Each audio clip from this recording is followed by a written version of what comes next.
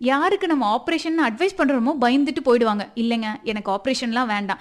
யாருக்கு நம்ம ஆப்ரேஷன் சொல்லுவோம் அப்படின்னா, கிட்டத்தட்ட ஒரு வருஷம் 2 வருஷம் வந்து இந்த மாத்திரையே சாப்பிட்டுட்டே இருக்கங்க. சரியே ஆக மாட்டேங்குது. முதல்ல பார்த்ததுக்கு 1 வருஷத்துக்கு முன்னாடி 2 வருஷத்துக்கு முன்னாடி பார்த்த சைஸை விட இப்ப சைஸ் அதிகமாயிருக்கு.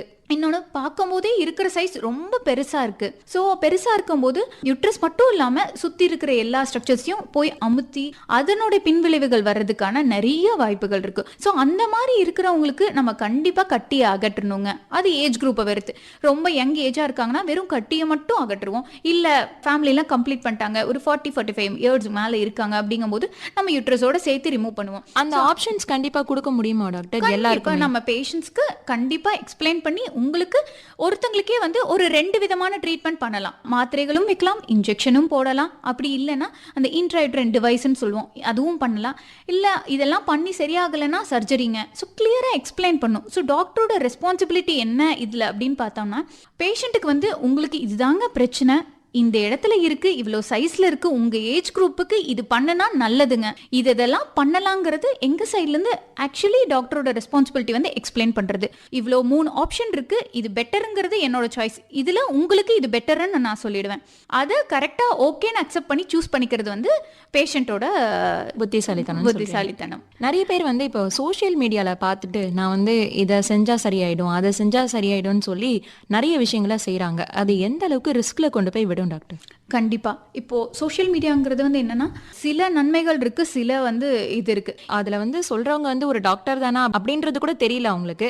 இவங்க இதெல்லாம் சொல்றாங்க, கண்டிப்பா வந்து கை வைத்தியம் தானே, இதுல எந்த சைடு எஃபெக்ட்ஸும் வந்துட போறது கிடையாது, அதனால நம்ம ரிஸ்க் எடுத்தாலும் பரவாயில்ல அப்படின்னு சொல்லி அந்த ட்ரீட்மெண்ட்க்கு போயிடுறாங்க. ஸோ அந்த மாதிரி இருக்கக்கூடாது. ஃபர்ஸ்ட் நம்ம சொல்றவங்க வந்து எப்படி நிபுணர்களா, கண்டிப்பா வந்து அவங்களுக்கு அதை பத்தி ஃபுல் நாலேஜ் இருக்காங்கிறத ஃபர்ஸ்ட் நம்ம தெரியணும். அந்த மாதிரி இருக்கவங்க கிட்ட நம்ம வந்து எப்பயினாலுமே இந்த கூகுள் பண்ணி அதனோட நாலேஜ் கெயின் பண்ணிட்டு உங்களோட டவுட்ஸ் எல்லாம் போய் நீங்க டாக்டர் கிட்டே டைரக்டா கேட்கலாம். பட் அதை நம்மளே நம்ம ட்ரீட்மெண்ட் பண்ணிக்கிறது வந்து ரொம்ப ரொம்ப தப்பான விஷயம்.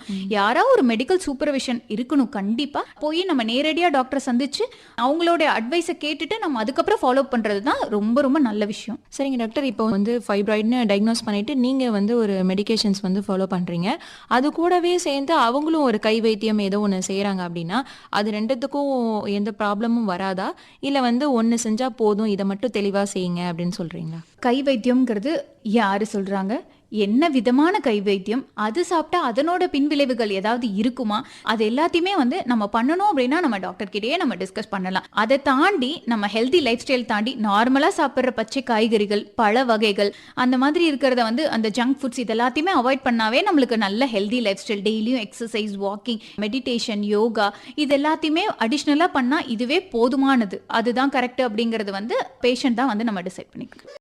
இதே மாதிரி இன்னும் இன்ஃபர்மேட்டிவான வீடியோஸ் வேணும்னு நினைச்சீங்கன்னா நம்ம சேனலை மறக்காம சப்ஸ்கிரைப் பண்ணிக்கோங்க.